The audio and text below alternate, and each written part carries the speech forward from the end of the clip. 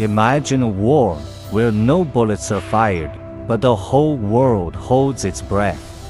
This is the story of two superpowers, armed to the teeth, staring each other down for nearly half a century. Spies, nukes, propaganda, proxy wars. Welcome to the Cold War, the most dangerous game of chicken the world has ever known. The Cold War began the moment World War II ended.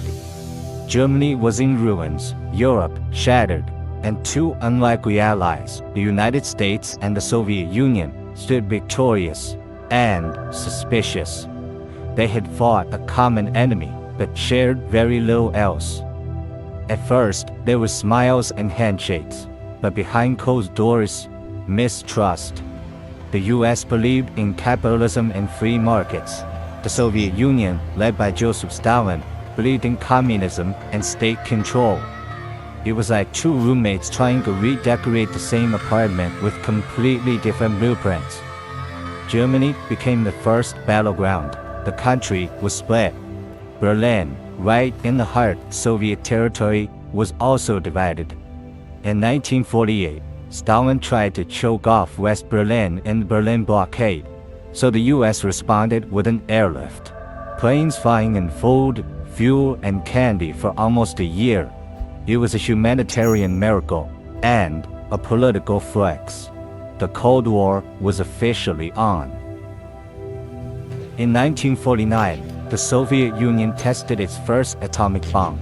The arms race had begun. The US said, "We have nukes." The Soviets said, "So do we." By the 1950s, both sides were building enough weapons to destroy the world several times over. This led to a terrifying concept: mutually assured destruction. MAD for short. It meant if one side launched, the other would too. There'd be no winners, just ashes. But the Cold War wasn't just about bombs. It was fought in ideas, alliances, and influence. In 1949, the US formed NATO, a military alliance. The Soviets responded with the Warsaw Pact in 1955. Think of it like a massive, deadly game of dodgeball. Each side picked teammates and dared the other to throw the first ball. In 1950, the Cold War turned hot on the Korean Peninsula.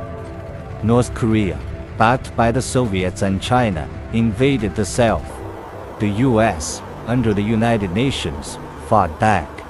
It was brutal, bloody, and in the end, a stalemate.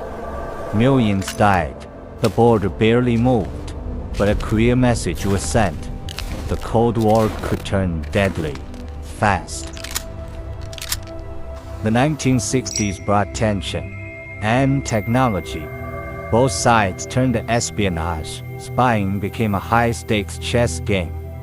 And then came the Cuban Missile Crisis, the closest we ever came to World War III. In 1962, the US discovered Soviet nukes in Cuba, just 90 miles from Florida. President John F. Kennedy ordered a naval blockade. The world held its breath. For 13 days, humanity teetered on the edge. In the end, diplomacy prevailed. The Soviets backed down, but the fear, it never really left. Meanwhile, a new battlefield emerged: space. In 1957, the Soviets launched Sputnik, the first satellite. The US panicked. This sparked the space race, culminating in 1969 when Neil Armstrong set foot on the moon. One small step for man, one giant win for democracy. The Cold War rarely involved direct fighting between the US and USSR. Instead, they fought through proxy wars, conflicts in other countries where each side backed different factions.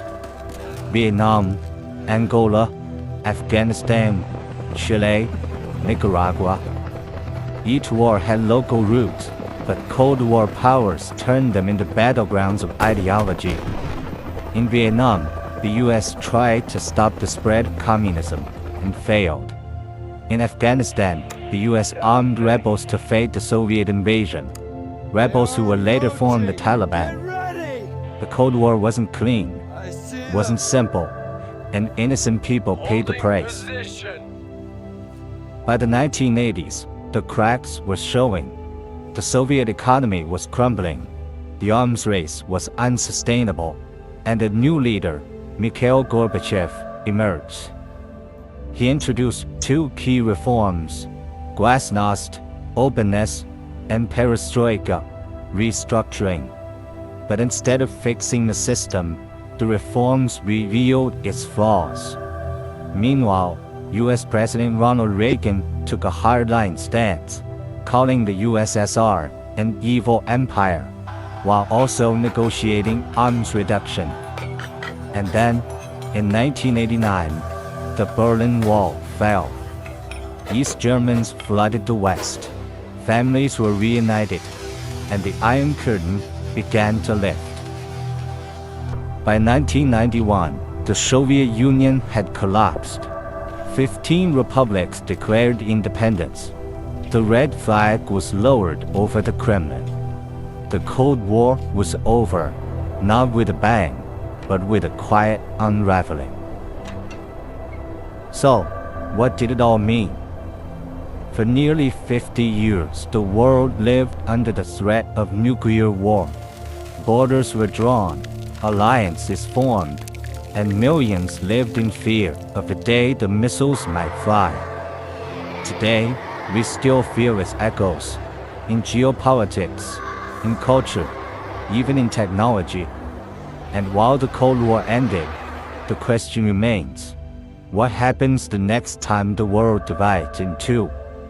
If history teaches us anything, it's this: peace isn't the absence of conflict, it's the presence of understanding. Thanks for watching. Subscribe for more epic history. Leave a comment. What Cold War moment fascinates you the most?